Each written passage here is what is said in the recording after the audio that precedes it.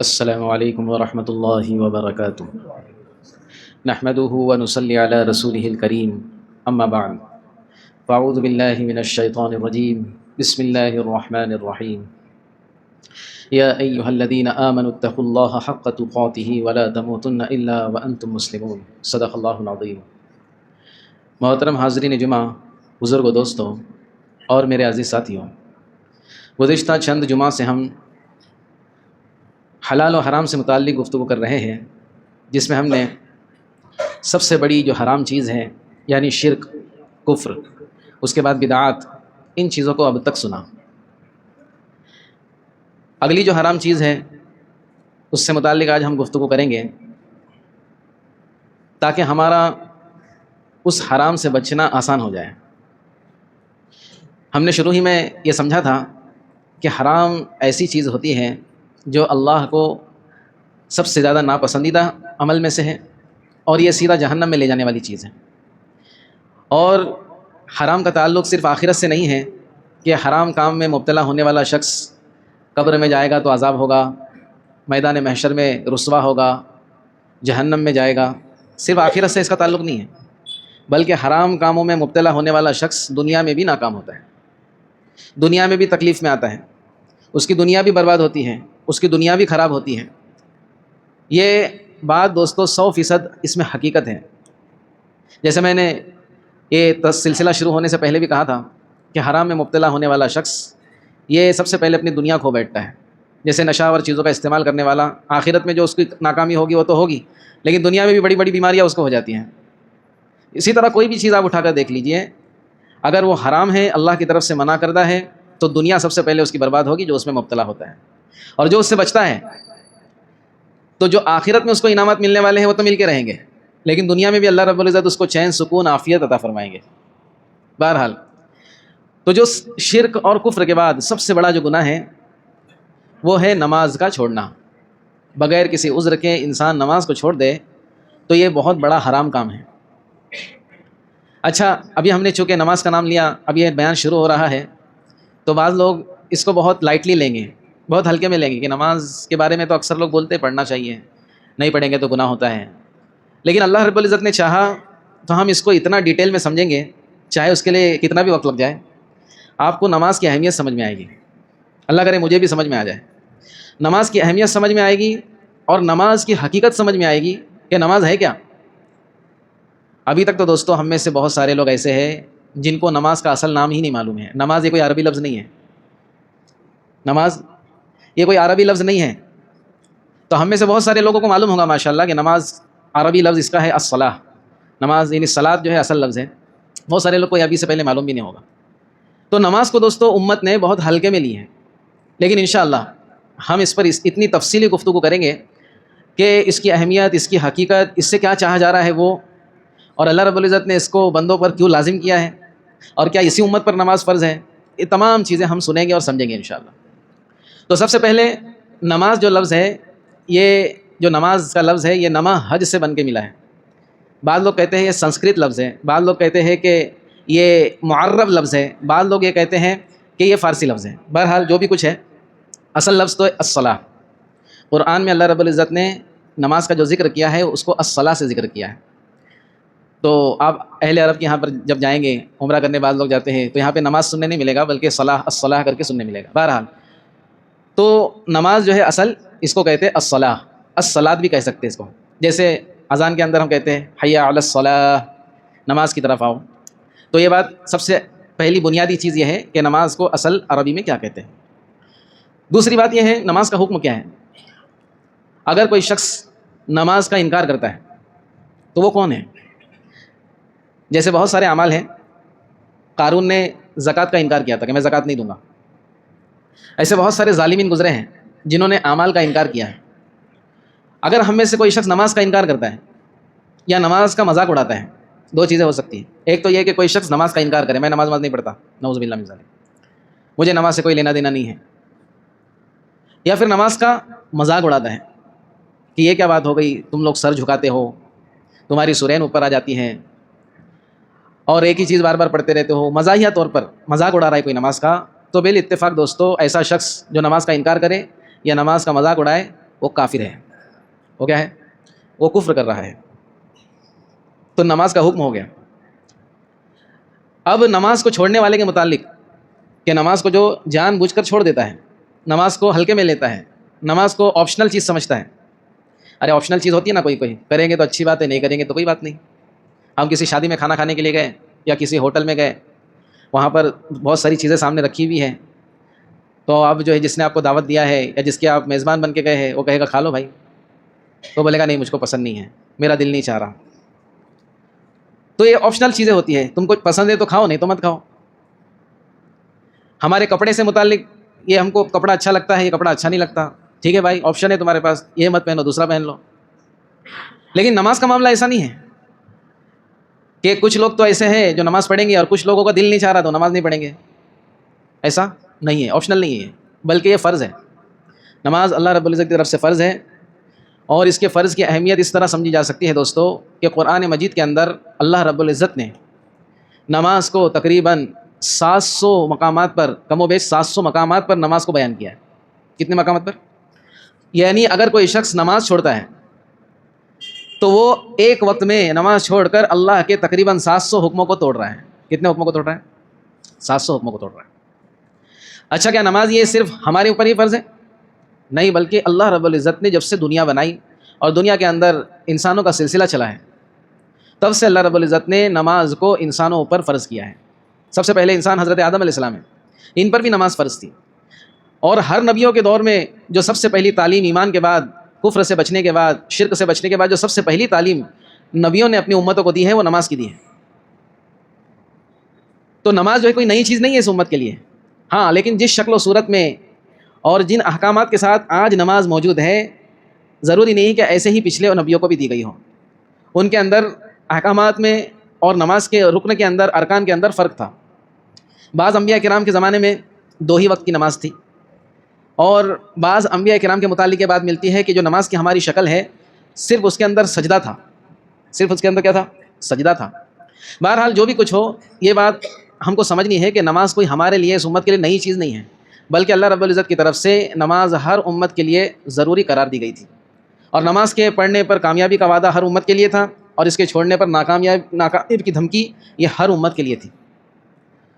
تو سوچو دوستو، دنیا میں جب سے انسانی سلسلہ شروع ہوا ہے تب سے لے کر آج تک اور انشاءاللہ قیامت تک ہم دیکھیں گے تو اللہ رب العزت نے ہر اپنے ماننے والے کے ساتھ نماز کو جوڑا ہے، ہر اپنے تعلق رکھنے کے بعد سالے والے کے ساتھ نماز کو جوڑا ہے.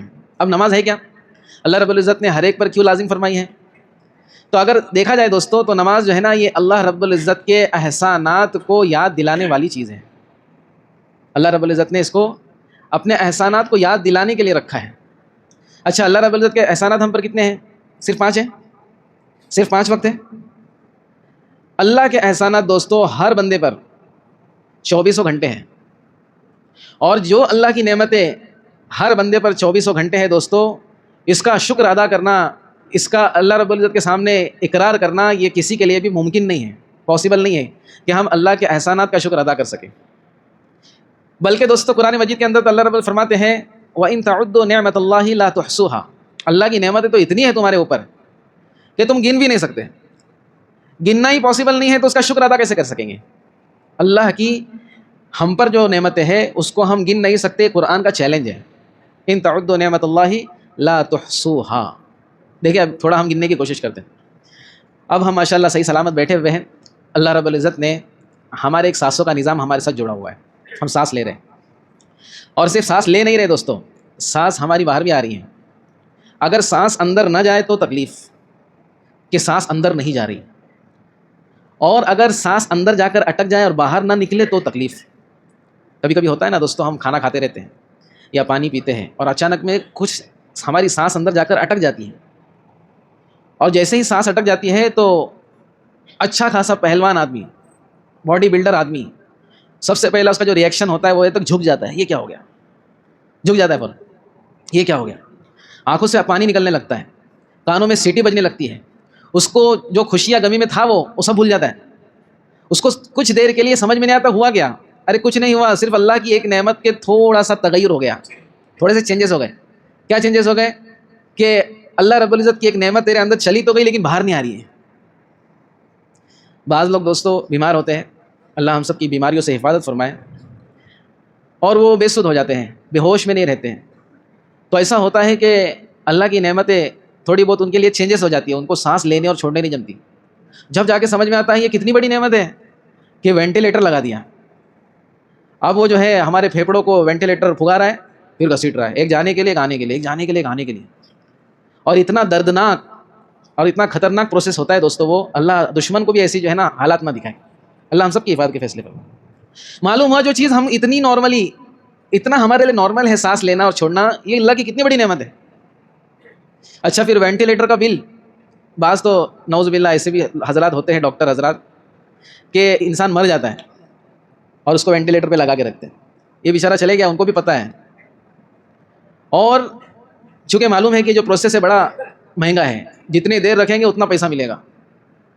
دیکھو دوستو، جتنی دیر وینٹیلیٹر پہ آدمی رہتا ہے، 1 دن 2 دن 3 دن 1 ہفتہ 1 مہینہ، اتنا اس کا بل بڑھتے جاتا ہے. اور اللہ رب العزت نے ہم کو جب سے پیدا کیا ہے تب سے ہم سانسوں کا نظام جو ہے خود بخود، کوئی ہم کو سوچنا نہیں پڑتا کہ سانس لینا ہے اور چھوڑنا ہے. ایک ہی چیز ہم نے ابھی تک گنی ہے دوستو، اور کتنی بڑی اللہ کی نعمت ہے. ہماری آنکھوں کا نظام.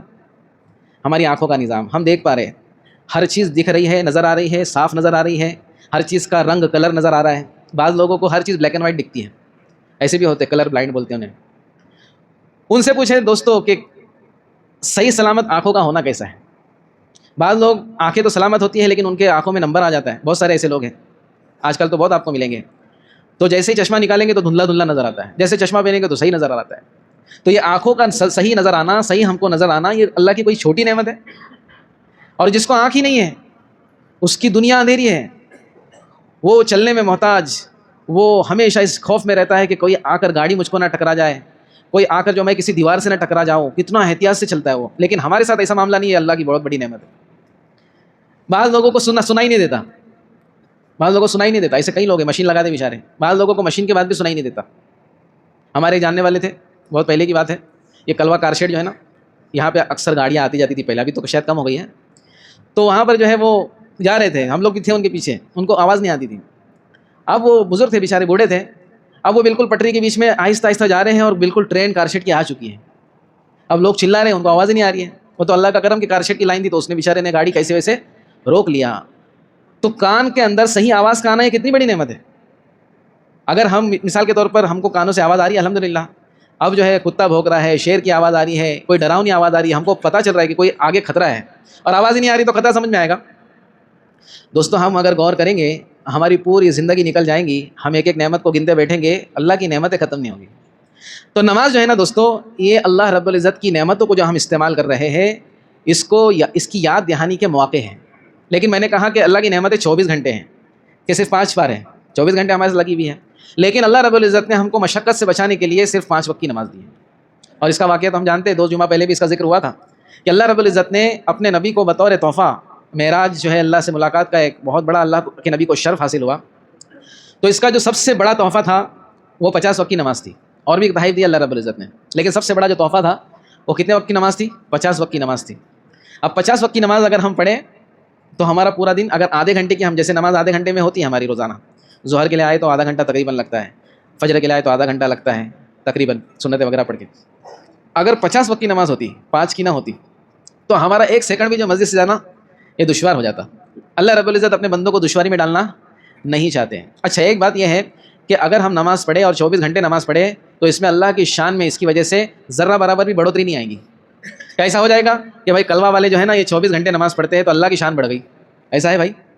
دوستو اللہ کی شان اگر پوری دنیا مل کر کے، پوری دنیا میں جتنے انسان اور جنات ہیں تمام کے تمام مل کر سب سے زیادہ نیک آدمی ایک ہے، اس کی طرح بن جائے، نبیوں کی طرح ہر انسان بن جائے، جو پاسبل نہیں ہے.